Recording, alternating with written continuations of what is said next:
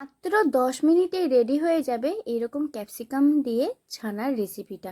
অসাধারণ টেস্ট হয়, খুবই সামান্য উপকরণও লাগে, বেশি কিছু মশলাও লাগে না, অথচ খেতে এতটাই সুস্বাদু লাগে যে বলার বাইরে। আজকে যারা পনির ভালোবাসেন, ছানা ভালোবাসেন, তাদের জন্য এই রেসিপিটা আমি মনে করি একদম পারফেক্ট। কি তাই না? তাহলে চলুন শুরু করা যাক। এখানে মোটামুটি সব কিছুই কুচিয়ে নিয়েছি, পেঁয়াজ, টমেটো, আদা রসুন বাটা, ক্যাপসিকাম। এখানে আমি দুটো মিডিয়াম সাইজের ক্যাপসিকামটা ইউজ করেছি। খুবই অল্প তেল দিচ্ছি, এখানে 1 থেকে 1.5 চামচের মতন তেল দিলাম, আর হাফ চামচের থেকে একটু বেশি ঘি দিয়ে দিয়েছি। শুকনো লঙ্কা আর জিরের ফোড়ন দিয়ে দুটো মিডিয়াম সাইজের পেঁয়াজটাকে দিয়ে দিয়েছি। খুব বেশি ট্রান্সপারেন্ট করতে হবে না, একদম যে বেরেস্তার মতন লাল লাল করতে হবে তাও কিন্তু না, জাস্ট একটা পিঙ্ক কালারের রং ধরে আসবে তখনই এর মধ্যে আদা রসুন বাটাটা দিয়ে দেব। আর প্রথমে আদা রসুন বাটাটা দেওয়ার আগে দিয়ে দিচ্ছি এখানে হলুদটা কিন্তু আগে দিয়ে দিলে আদা রসুনের মুখটাই বন্ধ হয়ে যাবে। ওই যে বেশি কথা বলে না, তেলে দেওয়ার সঙ্গে সঙ্গে চড়চড় করে ওঠে, ওইটা কিন্তু আর হবে না ওই হলুদটা দিয়ে দিলে। আর কি, এবার একসাথে সব কিছুই দিয়ে দিয়েছি, ক্যাপসিকাম, টমেটোটা হালকা গলে আসবে। এখানে যদি টমেটোটা হালকা টাইপের একটু কাঁচাও থাকে কোনো অসুবিধে নেই, আর ক্যাপসিকামটা পুরো গলিয়ে ফেললে তার আর টেস্ট পাওয়া যায় না, কি তাই না?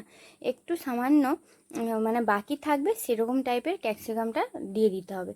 এখানে দেখুন, মানে রান্না করে নিতে হবে, এটাই বলতে যাচ্ছি। এখানে একটা জিনিস দেখুন, খুব হাই ফ্লেমেই আমি রান্নাটা করছি, আর এর যে জলটা আছে সঙ্গে সঙ্গে এর জলটা শুকিয়েও যাবে। এরকমভাবে 2 মিনিট রেখে দিলাম মিডিয়াম ফ্লেমে, একদম পাক্কা ঘড়ি ধরে 2 মিনিটই রেখেছি।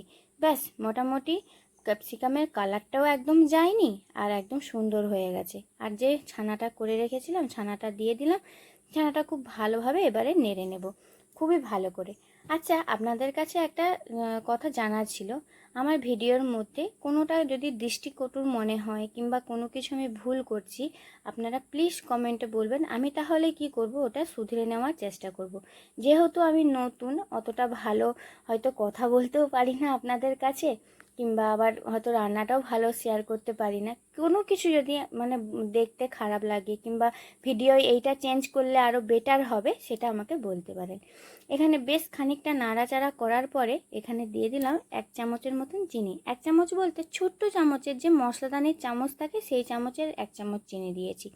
ব্যাস, এবার ভালোভাবে নেড়ে যখন দেখবো একদম হয়ে এসেছে ভুজিয়া টাইপের, তখন কি করব, কাজু আর কিশমিশ দিয়ে পরিবেশন করলাম। অসাধারণ টেস্ট হয়, রুটির সাথে না জাস্ট জমে যাবে। 10 মিনিটে রেডিও হয়ে যায়।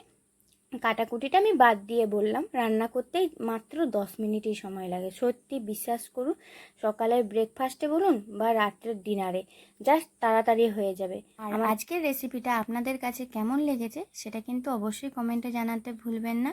আর যদি ভালো লেগে থাকে প্লিজ একটা লাইক করে দেবেন। আর যদি রেসিপিটি মনে হয় যে হ্যাঁ আপনি বেনিফিট পাচ্ছেন, তাহলে যদি চ্যানেলে নতুন হয়ে থাকেন তাহলে একটা সাবস্ক্রাইব করে দেবেন। আর ফেসবুক থেকে দেখলে চ্যানেলটিকে ফলো করে নেবেন। তাহলে দেখুন কত সুন্দর আপনাদের সঙ্গে কথা বলতে বলতেই রেডি হয়ে গেল। আর সার্ভও করে নিলাম, আর উপর থেকে কিছু পেঁয়াজের স্লাইস করে এভাবে সাজিয়ে নিয়েছি। দিনের তুলনায় আমার মনে হয় আজকের রেসিপিটা আর সাজানোটা অনেকটাই বেটার হয়েছে, তাই না? আমার তো মনে হচ্ছে, সেটা আপনারা এবার কমেন্ট করবেন, আপনারা বললেই তাহলে বিশ্বাস করব। তাহলে চলুন, বানাচ্ছেন তো আজকের এই রেসিপিটা? অবশ্যই বানাবেন, কিন্তু অসাধারণ টেস্ট হয়। আর ক্যাপসিকামটা দেখুন এখনও সবুজ রং ধরে রেখেছি। কত সুন্দর রেসিপিটা রেডি করে নিলাম খুবই কম সময়ে। তাহলে আসছি আরও একটি ভিডিও নিয়ে। ভালো থাকবেন, সুস্থ থাকবেন।